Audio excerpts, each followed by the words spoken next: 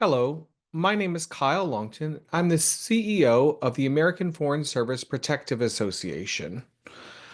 I am privileged to have the opportunity to speak several times a year to a retirement planning seminar class at the Foreign Service Institute. While hundreds attend this class every year, many others don't have access to it or find themselves with questions outside of the timing of the class. For all of you, video can serve as a resource when you have questions or when you're trying to make plans for the future. The video lasts about 45 minutes and the information is accurate as of the recording date, which is March 4th, 2025. There may be changes throughout the year, and if there are significant changes, we will take this video down and record a replacement.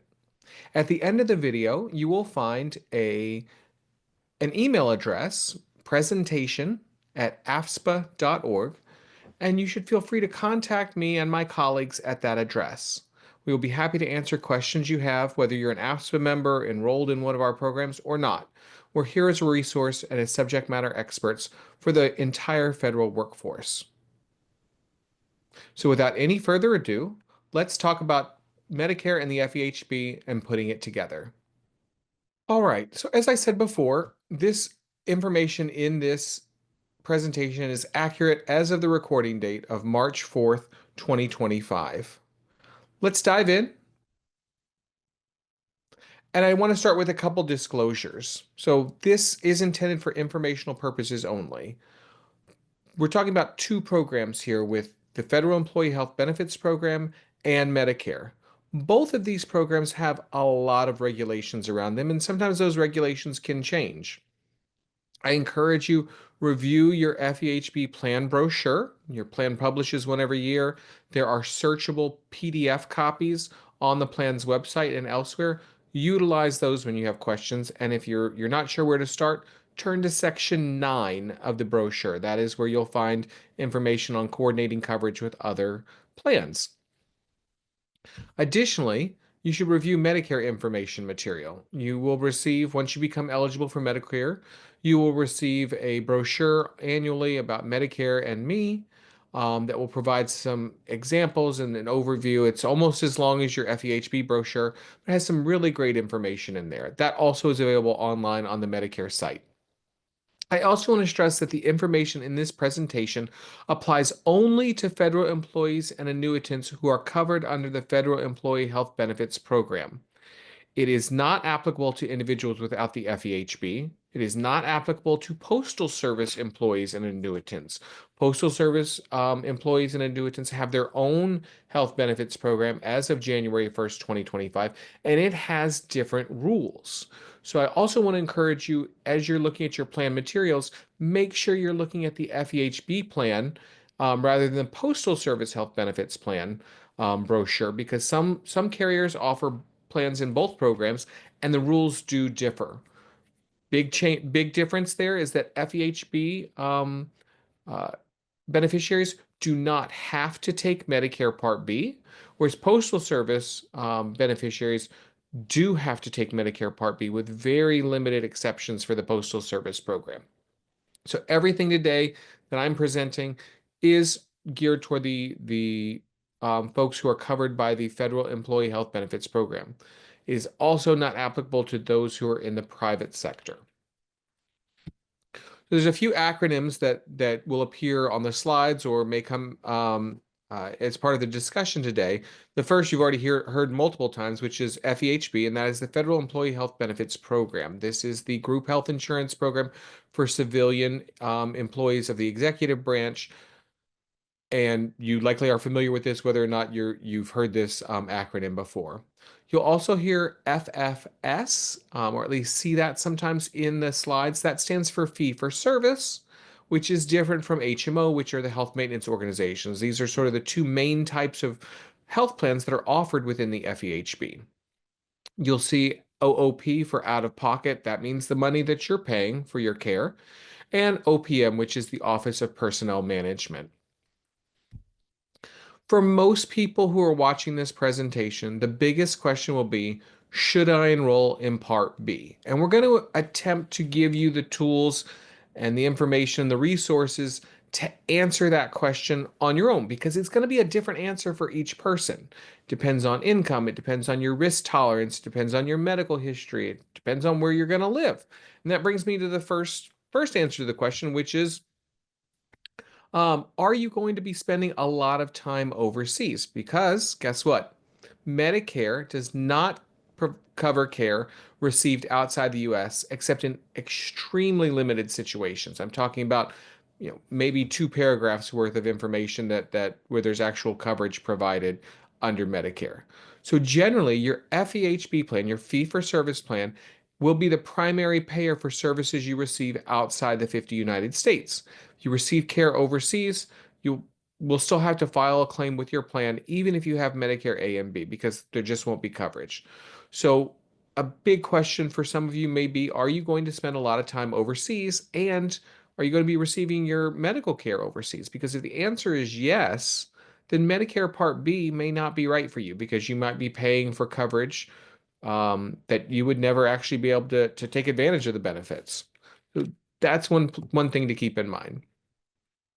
Now, some of you, that may have been the answer to your question, and that's the end of things for you. But for most people, we've got a little bit of ground to cover. I've got three main sections of the presentation. The first is an overview of Medicare, all the parts A, B, C, and D, the premium costs for those, the out-of-pocket costs, and the different provider types. And I'm going to cover that all in a general way. That information pretty much anybody could benefit from knowing. But it's when we get into sections 2 and 3, we talk about how the Medicare coverage works with the FEHB, or it becomes very specific to the federal population and how benefits are coordinated. So we'll once we get done with the overview of Medicare, we'll talk about Medicare coverage and the FEHB, how they work together. And then finally, if you decide not to take Medicare but retain your FEHB coverage, what does that coverage look like? And we're going to cover all of that today, as well as provide you with some resources. So let's dive in. Medicare has four parts. Original Medicare is parts A and B. And Part A is essentially hospital insurance. It is free. There is no premium cost for most people. You've been paying into this throughout your working career. But this covers the services you receive in the hospital, like the room and board, maybe the surgical theater, and things like that. The professional services, and pretty much most of what we think of as healthcare, doctor's visits, labs, imaging, things like that, are covered under Part B. That's medical insurance. We'll get into some examples in just a few minutes. Part B does have a premium, and it starts at $185 per month in 2025. Every year, they adjust the premiums. And your premium can be affected by your modified adjusted gross income from 2 years ago. It's a means testing, so the premium can vary. And I've got the chart on that coming up in a few minutes, and we'll talk about exactly how that works. Part C is often known as Medicare Advantage. This is comprehensive coverage. So, yeah, you have to have Medicare A and B to elect a Medicare Advantage plan. And you do have to pay your Part B premiums. And oftentimes with Part C, there may be additional premiums, but there may be additional benefits included in those Medicare Advantage plans as well. Finally, Part D is the youngest of the Medicare parts, although it's approaching its 20th anniversary, and this is prescription drug coverage. And the premiums for the Part D plans do vary by plan, and there is means testing applied to Part D plans as well, and I've got that chart to show you in just a minute. So again, for Medicare Part A, this is inpatient coverage. This is hospital coverage. So when you are actually admitted to the hospital for inpatient care. Now, some folks may think that they are admitted to the hospital for inpatient care, and you're in a room, maybe it's even a private room, you're receiving meals, they're coming in to check your vitals every few hours, you're even getting prescriptions from the hospital pharmacy. But if you came in perhaps through the emergency room, you may only be in the hospital for observation care. And observation care can last up to 48 hours under many health plans and for many hospitals. That is not covered by Part A. That is covered by Part B. So that's an important distinction to understand exactly how you are being treated in that hospital stay. Part A also covers hospice care services, and there's also coverage for limited inpatient care in a skilled nursing facility. Now, this does not cover custodial or long-term care. This is while you might be in a skilled nursing facility receiving skilled nursing care. And most people in a what we would typically think of as a nursing home or even a long-term care facility are not receiving skilled care. So this is a limited benefit. Everyone who's eligible for premium-free Part A, which is most people, should enroll when they become eligible at age 65, even if you're still working, because it doesn't cost you anything and it has the potential to save you money in the event of an inpatient hospitalization. So I encourage you consider that when you hit your 65th birthday. We'll talk about how to enroll and the time period for doing so a little bit later. I mentioned before that Part B provides coverage for most of what we think of as medical care. It's your doctor's services and tests. It includes outpatient hospital services, including that observation care that I talked about before. There's coverage for limited home health services, but in this case, you must be certified homebound by a physician, and so there are some limitations on that. Part B also covers durable medical equipment, kidney dialysis services, and certain preventive and screening services. There is not coverage for an annual physical exam under Medicare Part B, but there is sort of an annual wellness check with your doctor. Enrollment in Part B is voluntary and it begins at age 65. There is a monthly premium, and you may be faced with a penalty if you do not enroll at your first opportunity and decide to enroll at a later date. But there are certain situations under which you can defer your decision on Part B without a penalty. And one of those is if you are employed and covered on a group health plan based on current employment. Now, that could be your group health plan that's tied to current employment, or if you're covered under your spouse and your spouse is receiving group health insurance through current employment, that could also help delay that Part B. I've got some more information on that in just a couple slides. But before we get to that, I want to talk about the cost of Medicare Part B, because this can be a deciding factor for many people. Part B premium for each person, and it is an individual premium, is means tested based on your modified adjusted gross income from 2 years earlier. You may pay what is known as an income-related monthly adjustment amount, or an IRMA. So what could that mean? This. So these are the premiums for 2025, and the premiums change each year. And every year they go back and look at your income tax returns from 2 years prior. So this lists the income bands based on your modified adjusted gross income in 2023 for individual filers and for those who are married and filing jointly. Now, for some people, you may be have been earning more 2 years ago than you are now because perhaps you've retired or something else. There's information about that in the publication that's linked at the bottom of the screen. This is Medicare Premiums Rules for High Income Beneficiaries, and you can see the link to that information there. And for some people, this may look like a lot of money, especially right off the bat. Maybe you've just recently retired, you had a much higher income when you were actively working versus now that you're retired. And so for a year or two, it may mean higher monthly premiums, but after that, it may actually decrease some. Now, there are a number of ways and reasons that you can request what's known as a redetermination of your premium. Some of those are listed here. For instance, if you get married, if you get divorced, or if you are widowed, if you or your spouse stopped working, retired, or if you reduced your work hours, and also if there's more recent tax information that's available. So again, this would be based on 2025 premiums would be based on your modified adjusted gross income from 2023. However, when you reach this, perhaps you've got your 2024 income tax information ready, and that shows a difference and may mean a lower premium. You can submit that as well. But you should call the Social Security Administration at the number there on the screen and review the publication Medicare Premiums Rules for High Income Beneficiaries. Now, back to our four parts of Medicare. Medicare Part C, these Medicare Advantage plans, likely have heard about them. You've seen them on TV. You may have received flyers about them. You may get regular phone calls about them. And these are incredibly popular in the United States. More than half of people who are eligible for Medicare are enrolled in Medicare Advantage plans. They've got advantages, and for some people, they're the right fit, and for some people, they may not be. Um, they do offer comprehensive type options, and these plans have been approved by Medicare. It's not just anybody can offer these. They do have to go through a review process with Medicare. And under these plans, those who are enrolled may receive additional benefits such as vision coverage, dental coverage, podiatry, even hearing aids, things like that. And they may also have a lower cost sharing, lower out-of-pocket costs than you would have with original Medicare. You do have your Part A and Part B coverage, but it's not from original Medicare. It's tied up in this Medicare Advantage plan. And so you may find that there are different out-of-pocket costs and different rules apply.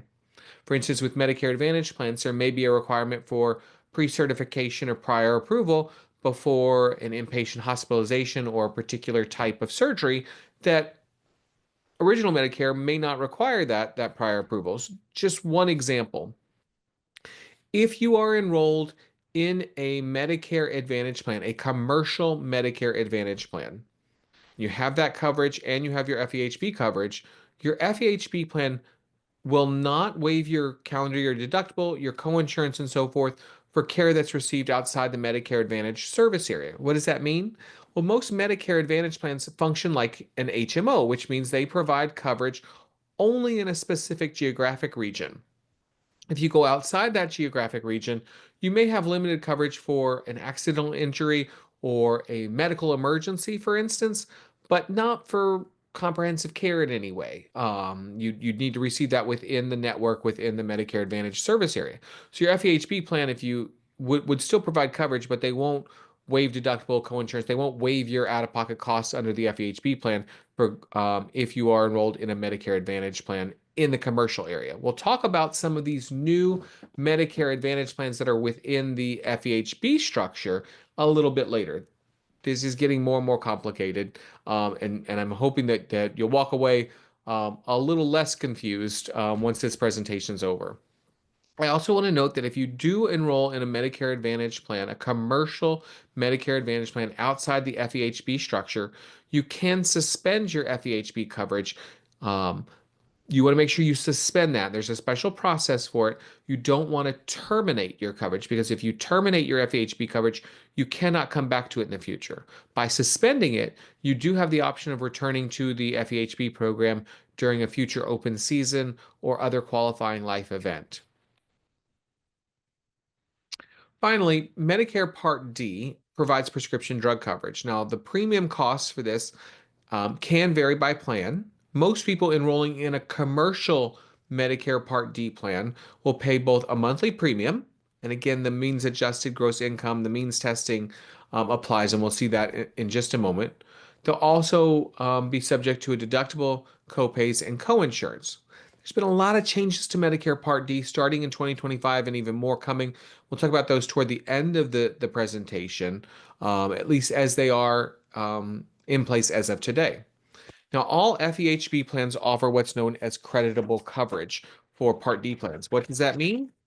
Go to your trusty FEHB brochure, and on the inside front cover, there's a statement about what creditable coverage means. And this basically means that your FEHB plan provides prescription coverage that is equal to or better than the required minimum Medicare Part D coverage. So if you decide to enroll in a commercial Part D plan at some point in the future, you should not face a penalty for late enrollment because you've had other coverage. That does not apply to Part B. It applies to Part D as in drug.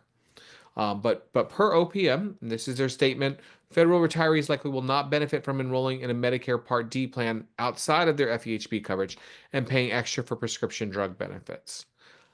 Like the Part C plans, some of the FEHB plans are now offering their own Medicare prescription drug plans within the FEHB structure, and we'll talk about those a little bit later and why they may be a good option for you. As I mentioned before, Part D premiums are subject to means testing for the modified adjusted gross income. The income bands here are the same as we saw before for individual and for married filing jointly.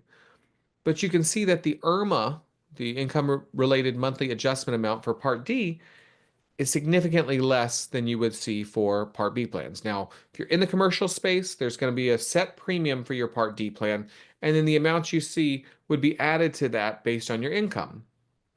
We'll talk about how this functions in the FEHB space a little bit later.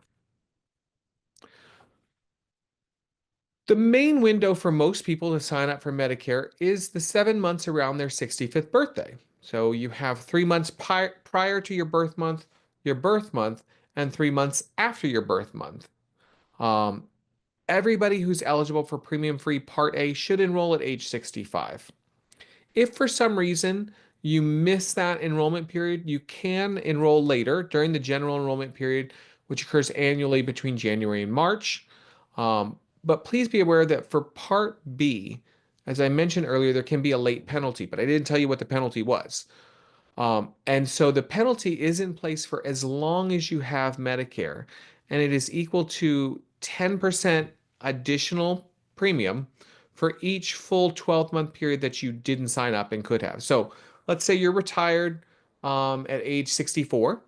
Your 65th birthday comes around. You for whatever reason don't enroll in Part B. You wait 2 years. At age 67, you decide that actually I would like to have Part B. So you go through the process to apply during the general enrollment period. At that point, there's been two full 12-month periods, 2 years that you could have had Part B and didn't. Um, that's going to be a 20% penalty on top of your premium for as long as you have Medicare. So getting the timing right on Medicare is important. Now, there are some people, as we mentioned before, that could be eligible for what's known as a special enrollment period. And this particularly applies to those who are still receiving their group health insurance as the result of current employment when they reach their 65th birthday. So if you are still working until age 66, you can delay that decision on enrolling in Medicare Part B until you retire.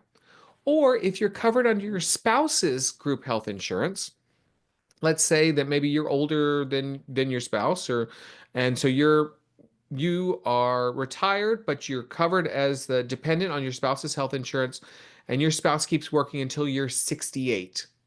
Your spouse then retires, loses their coverage as part of current employment. Maybe they continue or you continue to have coverage through a retiree health plan that doesn't count as current employment. Even if it's your FEHB plan and your benefits haven't changed, if you're receiving that as a result of retiree benefits rather than active employment benefits, that's the key piece. But let's say, go back to that scenario, you keep working until you're 66, or you're covered under your spouse and they don't retire until you're age 68. In that case, you can delay your decision until your retirement or your spouse's retirement, and make the decision about Part B at that time without a penalty. You will, from the date that you lose your health insurance from current employment, starts an 8-month period that you can decide to enroll in Part B without a penalty. But you've got to turn an extra form in. So you've got two forms that you'll have to submit at that point. One is the CMS 40B. This is just the application for Medicare Part B. The other is the CMS L564, and this is proof of current employment coverage. This has to be signed by the employer. You may be able to submit this to your retirement counselor, to your HR office. There may be a number of folks who can fill this out, but it basically confirms that you've had group health coverage until the date of retirement that was the result of current employment.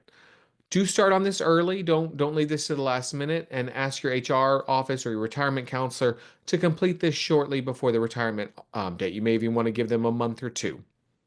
The other thing I want to encourage you to do is that you should notify your FEHB plan when you enroll in Part A, and if you enroll in Part B. Let them know, send them or call in with your Medicare beneficiary number when you get your Medicare card, And that way they can make sure that they're coordinating benefits correctly with Medicare. Because sometimes it can take a little bit of time for that information to come from Medicare to the plan. There are some behind the scenes processes that happen, but go ahead and let them know the effective date when you enrolled and so forth, so that they can make sure you're getting the most out of all of your coverage.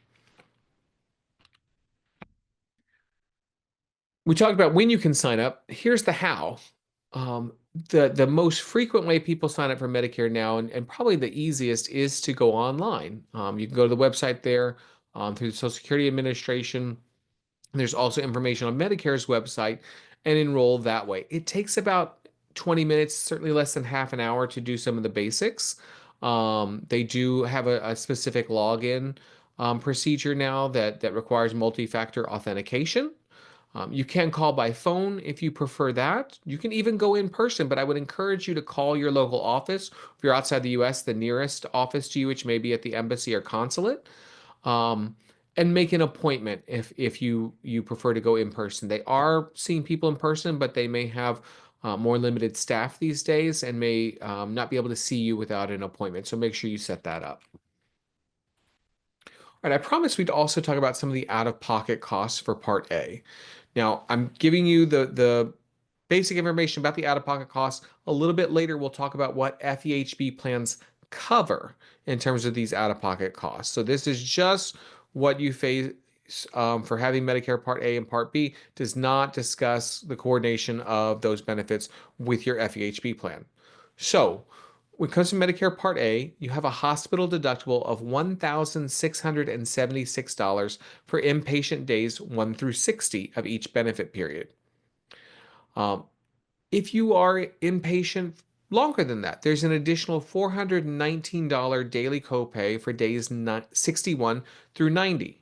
And if for some reason in the course of a year, you are inpatient for more than 90 days, you would be going into what's known as your lifetime reserve. And there would be an additional $838 daily copay for each day over day 90. If you are at a skilled nursing facility receiving skilled nursing care, and this may be perhaps you had surgery and you've gone to a rehab center and you're receiving therapies every single day, medical supervision, things like that. This is usually a limited amount of time. For a skilled nursing facility, the first 20 days covered by Part A. After that, there is a daily copay of $209.50 for days 21 through 100. That only applies as long as you're receiving skilled care. And it's not the usual, it's not what we usually see for people to be receiving skilled care for over 100 days. So just be aware of this. Keep an eye on that. Make sure you understand your coverage. Part B, fewer bullet points here. It's a little more straightforward. You have an annual deductible of $257. And then for most procedures, there's a 20% coinsurance. Medicare will cover 80%. You're responsible for 20%. However, there are what are known as non-participating physicians who may bill extra. Now, most cases, your FEHB plan is going to cover those out-of-pocket costs with Part A. They're also going to cover that yearly deductible and the 20% coinsurance for Part B. But there's a number of different types of physicians within Medicare, and how they work with Medicare and how your FEHB plan covers that cost sharing can vary. So let's talk about physicians. There are three main types. The first um, are usually the most prevalent that you'll find, although the second may be what you run into as well. So the information here assumes that you are retired, receiving your group health insurance as a result of a retirement benefit through the FEHB, that you're over age 65, and that you're enrolled in a fee-for-service plan, and that you're also enrolled in Medicare Part B, which would then serve as your primary payer. In this first group of providers, the provider accepts assignment, or they're known as a participating provider with Medicare. What does that mean? That means they agree to be paid by Medicare. They accept the amount that Medicare approves for their services, which may be less than they negotiate with other health insurance plans, or that somebody would pay coming in without any insurance. and they will only charge the Medicare deductible and or the co-insurance amount, whatever may apply.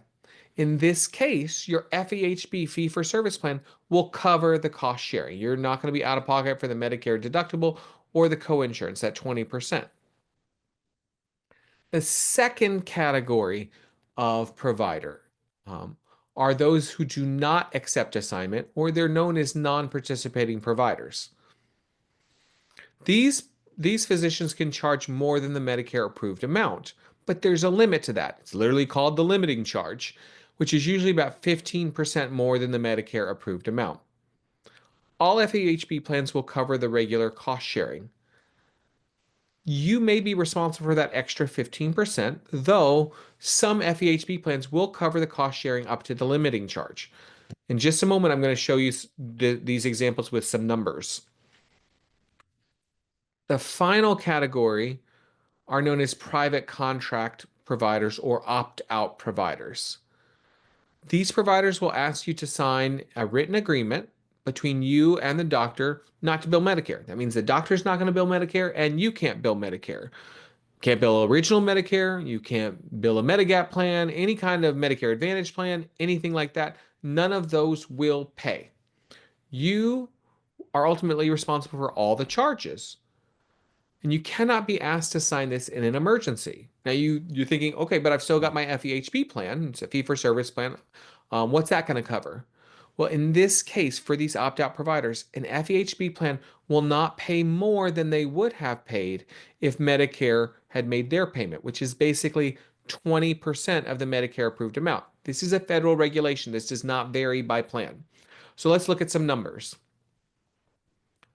All right, so for the first group of providers, those who accept assignment, those who are participating with Medicare, let's say that the doctor usually bills $1,000 for whatever service you receive. Medicare says we're only going to pay $800.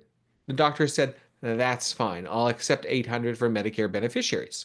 Medicare is going to pay 80% of that, or $640. Your FEHB plan is going to cover the other 20%, and you pay nothing. $0 out of pocket. For the second group of providers, these are those who do not accept assignment or who are what are known as non-participating. Again, they typically bill $1,000. Medicare is still saying, look, we're only going to pay $800. That's our Medicare approved amount. They say, I want a little bit more than that. I'm going to charge up to the Medicare limiting charge, 115% of the amount, or $920. Medicare is still only going to pay 80% of their approved amount, or $640. Your FEHB plan is going to pay 20% of that Medicare approved amount, still same $160. You could be responsible for $120. Some FEHB plans will cover that additional $120, but it varies from plan to plan. So check your plan's brochure, call them, find out what they will cover. Again, refer to Section 9 of that FEHB plan brochure. The final category of providers are those that are private contract or the opt-out providers. Now, they also, in this case, charge $1,000. They're going to get $1,000. They don't care about the Medicare approved amount of $800. They are still going to get $1,000. Medicare is not going to pay anything. Your FEHB plan can only pay what they would have if Medicare had made a payment, which is to say that $160 again. That means that you, as the patient, are responsible for $840. And I share this for two reasons. One is if you decide that Medicare Part B is right for you, then be careful when you're selecting providers. Ask them how they work with Medicare. If they're an opt-out or a private contract provider, they may not be right for you. The other reason is if you're already seeing a doctor and you really like this doctor, you want to continue seeing them, and they are an opt-out provider, that may not be right. Medicare Part B may not be right for you because you could end up paying more in both Medicare Part B premiums and your out-of-pocket costs if you decide to enroll in Part B and continue to see this provider. So take a look at this. Make sure it makes sense for you. I've talked to someone recently who has a doctor they love. The doctor switched to a concierge um, style of medicine, and they also went private contract with Medicare. And this member was enrolled in Part B, still paying their Part B premiums, but they weren't getting any benefits for going to see this doctor anymore from Part B. They were paying more out of pocket than they were before. So in that case, they decided not to continue with Part B. You may prefer to continue with Part B and just find a different provider. It's gonna be an individual decision for each person. These are just some factors to consider. All right, so let's talk about how Medicare and the FEHB work together in a little bit more detail. So these slides, this slide, I should say, assumes that once again you are retired and receiving your group health insurance, your FEHB coverage as a result of a retirement benefit. You're over age 65.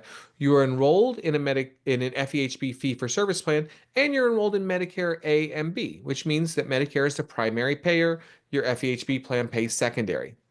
Your FEHB plan is going to fill most of the gaps in Medicare for services covered by them. I have a little note here about the skilled nursing facility limits. Some people, and I've run into this before, where they said, okay, I exhausted my Medicare benefits for skilled nursing facility. Now I'm going to use my FEHB benefits for skilled nursing facility. No, it's they start day one for both benefits is the same day. They run concurrently. So just be aware of that. Now, some plans will waive costs like the deductible, their medical coinsurance, and copay as an encouragement to get you to enroll in Medicare Part B. All the plans are going to coordinate benefits with Medicare to help you get the most out of your coverages. And generally speaking, you as the patient, you as the member, have little or no liability. Your FEHB plan remains primary for your prescription drug coverage. There's a few things that are covered under Medicare Part B, like injections at a doctor's office, certain oral cancer drugs, immunosuppressive drugs, things like that, that are then covered under Medicare Part B. But most prescription medications are still going to be paid under your FEHB benefit. Now, if all those conditions are met, and you're retired, receiving your benefits from a retirement benefit, you're over age 65, Medicare A and B, but you've got an FEHB HMO, the Health Maintenance Organization plan. Take a close look at your benefits because FEHB HMO enrollees may not need Medicare Part B. It's a different structure of benefits, and for the amount that you would pay into Part B, you may not recover the cost of that with the benefits that you receive. Take a close look, consider your personal situation. I'll also note though that Part B, down the line, if you find yourself in need of seeing a provider outside of your HMO network, Part B would pay for the costs involved with seeing those providers where your HMO may not have coverage. May also be that you want Part B if you decide to switch to a fee-for-service plan later on during a qualifying life event or open season. As I mentioned, some plans do have incentives. They want you to enroll in Medicare Part B. It helps spread the costs in different directions. So they may waive their copay, their coinsurance, their calendar year deductible. They may offer lower prescription drug copays. Some plans even have limited reimbursement for portions of Medicare Part B premiums. For some plans, this is just enroll in Part B, show us that you're enrolled in Part B, and we'll give you a little bit of money every month back in a health reimbursement or a Medicare reimbursement account. Others may want you to enroll in a Medicare Advantage plan offered under the umbrella structure of the FEHB plan. This is something that's really just come about in the last 4 years or so. So let's talk about those.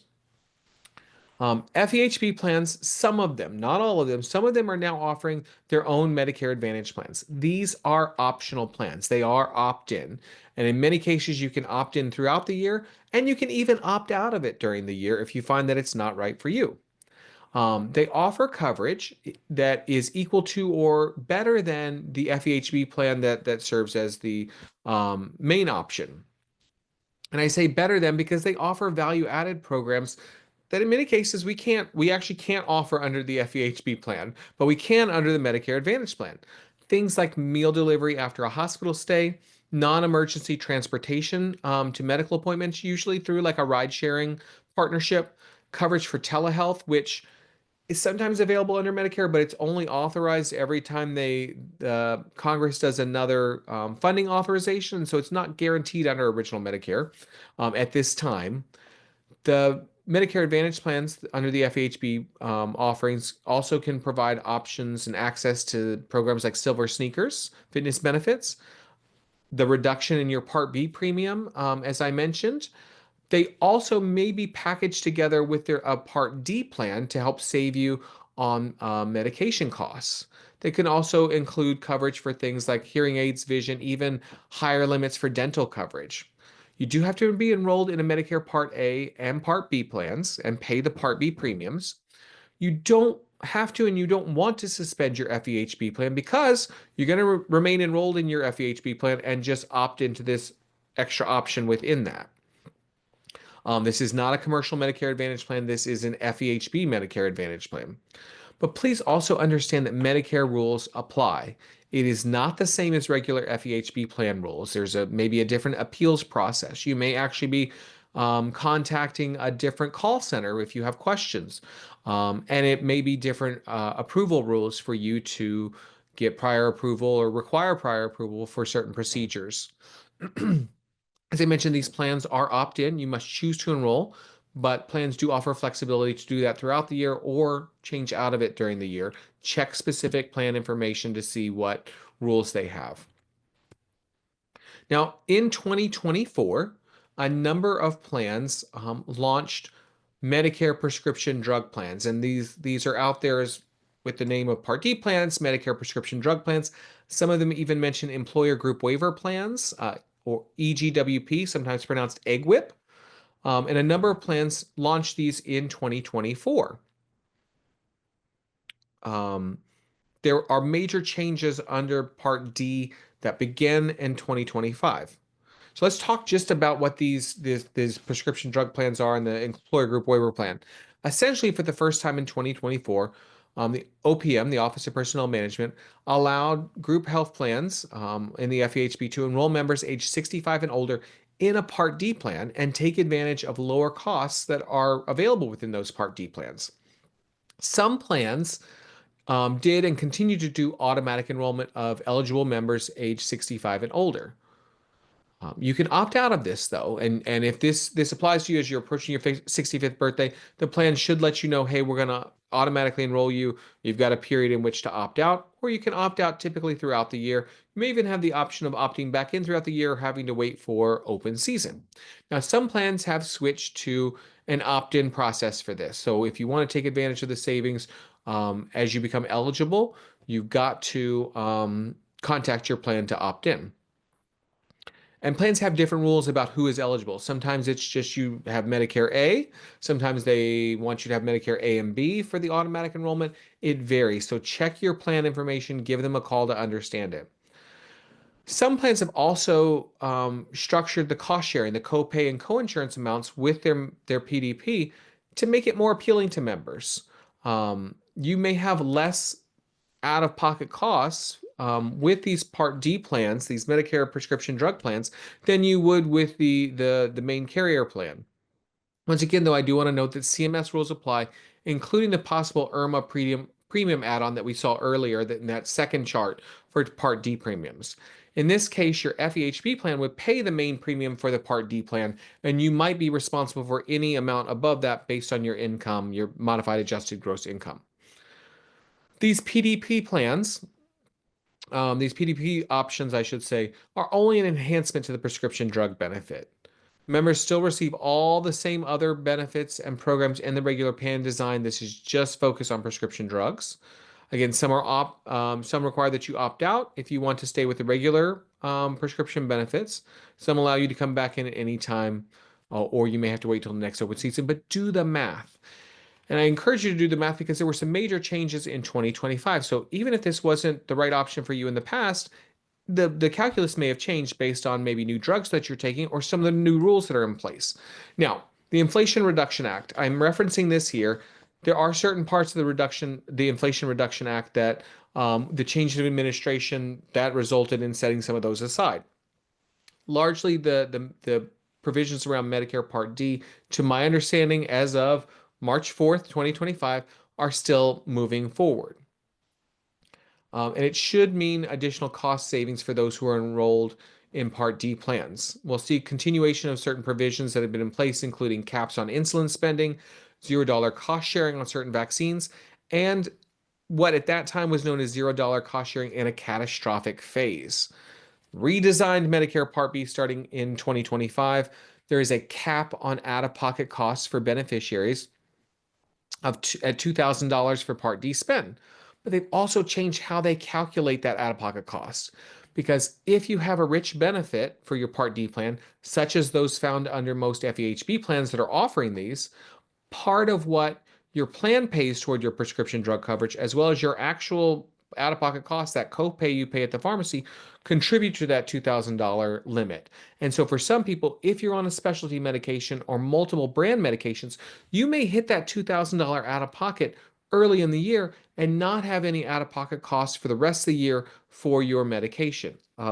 This will vary from person to person, but this could mean lower costs for you for your prescription drugs. The redesign has also removed the coverage gap stage and is ending the coverage gap discount program. There is a new manufacturer discount program that's in place. There's also a Medicare prescription payment program that will be in place.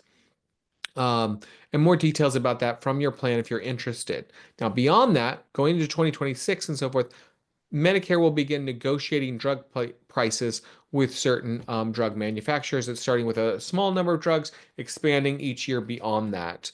And we'll also be implementing drug manufacturer inflationary rebates, which are penalties, essentially if they increase the cost higher than inflation, and that will apply in Medicare. Here's what all that can mean, the redesign for 2025 in a chart. This is commercial Part D plans. Again, in the FEHB, if you're in a Part D plan, some of what your plan pays will contribute to that out-of-pocket cost. I'm not going into this in any detail. I want to cut to the bottom line, which is many people will find greater savings if they are enrolled in a Part D plan. Yes, it will vary. If you're only taking a couple generics and you're subject to the IRMA, maybe it doesn't make sense for you. But if you're within the lower income bands for IRMA, and if you're taking some higher cost medications, this may be right for you. Plans should have pricing tools on their website so you can see what the costs are out of pocket on their regular option prescription benefits and their PDP. All right, back to our main information and moving toward a wrap up. Couple things to note. Medicare does not provide coverage for spouses or children. There's no family or plus one enrollment. These are individual enrollments. However, if you have family members who are still covered under your FEHB and you're thinking Medicare may be right for you, that's okay. Your spouse, any children who are still eligible would still have their FEHB coverage as primary. Again, I point you back to section 9 of your FEHB brochure, excuse me. There's information there about coordination of benefits with Medicare. There's also a very informative primary payer chart that says if this, then that in terms of who pays first. If you're part of a tandem couple, so both of you are eligible for FEHB in your own right, Medicare Part B is an individual decision. FEHB is primary on the spouse who does not have Medicare. And if one spouse is still an active employee, the other's retiring, one is still an active employee, you might consider switching to a plus one or family enrollment with the active employee spouse covering the retired spouse as a dependent. Why? Because then you can delay that decision on Medicare Part B. You'd still have coverage based on current employment from that active employee spouse. And then once everybody retires, you lose that active employment coverage. You've got the special enrollment period. Again, you want to make sure you've got that extra form filled out. I do want to note that a plus one or a family premium under FEHB might be higher than two separate self-only plans, but might be less than paying Part B or paying an IRMA under Part B, which you might face if one of you is still employed. So consider this. If you're eligible for TRICARE for life and eligible for the FEHB, please note that Medicare A and B enrollment is required to maintain TRICARE eligibility and to use TRICARE for life. If you use TRICARE for life and continue your FEHB coverage, please note that typical payment is Medicare first, then your FEHB plan, and then TRICARE is the last payer in most situations. You can suspend your FEHB coverage. Again, not cancel it, but suspend it and just use Medicare and TRICARE for life without losing the right to return to FEHB during a future open season. But consider this. Before you suspend your FEHB coverage, think about, do you spend most of your time overseas? If so, I encourage you to take a look at the TRICARE website, find out how that coverage works, TRICARE for Life works when you're overseas, and if there would actually be a premium involved, because Medicare is not going to pay anything when you're overseas. And also think about, are there specific benefits that are covered by your FEHB plan, but that aren't covered by Medicare or TRICARE? Here are some resources for TRICARE. You can go to the TRICARE website. TRICARE for You is recommended. OPM has some information with their FAQs.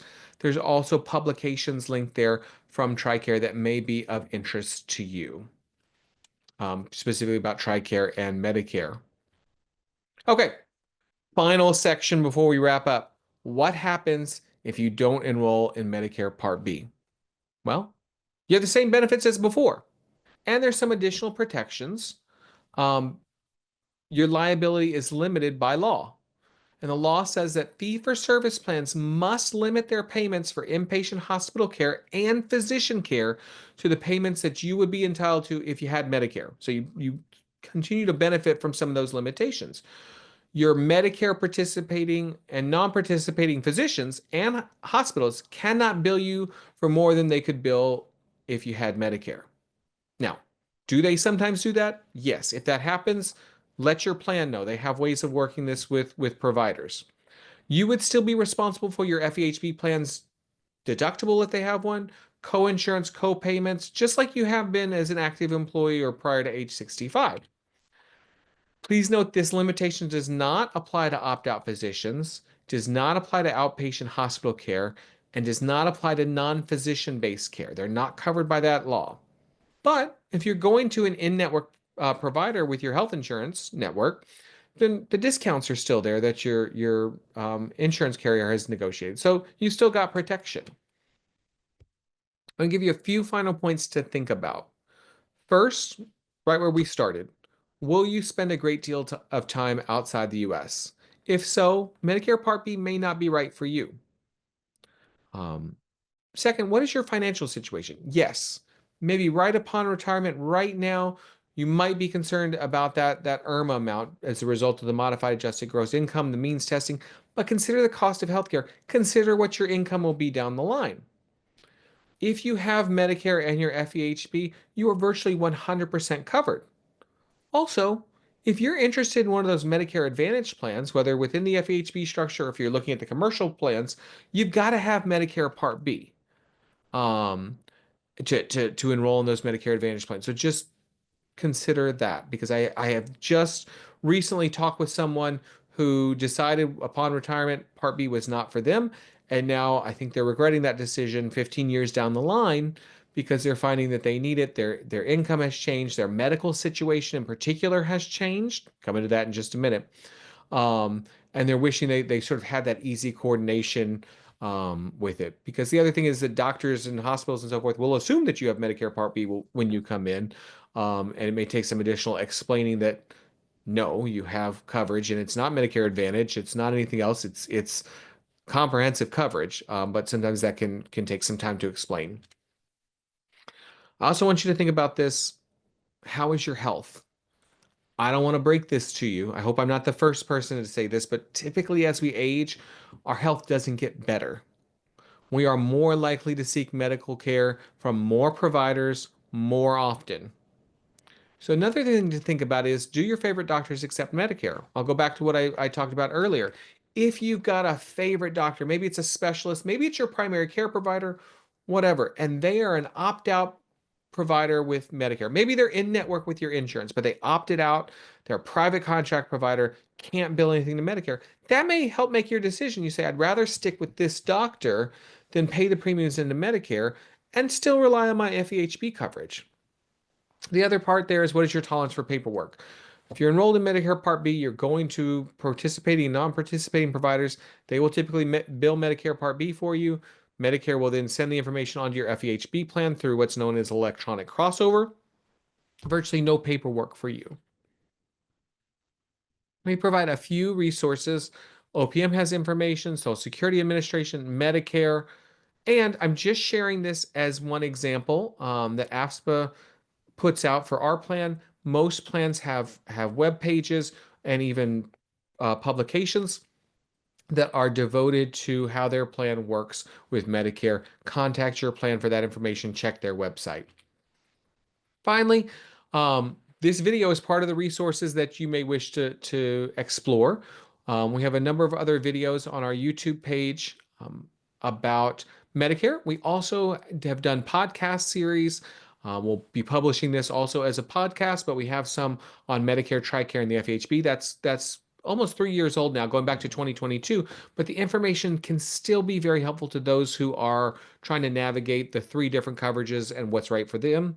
There's explanatory podcasts and videos about Medicare Advantage plans, and even example of one of those prescription drug plans for the FSBP and Express Scripts.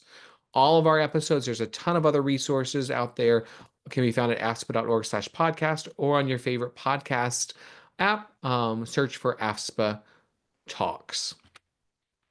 As I mentioned, I welcome your questions. I'm happy to answer those, or my colleagues may be following up. You can email us at presentation@afspa.org. That's the best way to reach us. There's multiple people who check that inbox. We can make sure that we get you to the right person to answer your question. Otherwise, I want to say thank you very much for joining me for this presentation today. Whenever you're watching it, again, it is accurate as of March 4th, 2025. Typically, there aren't a lot of mid-year changes to Medicare, but if there are any, we will put up a new video, and we plan to have a new video up early part of 2026 with the updates, particularly to the premiums and the IRMA amounts. Thank you very much. Take care.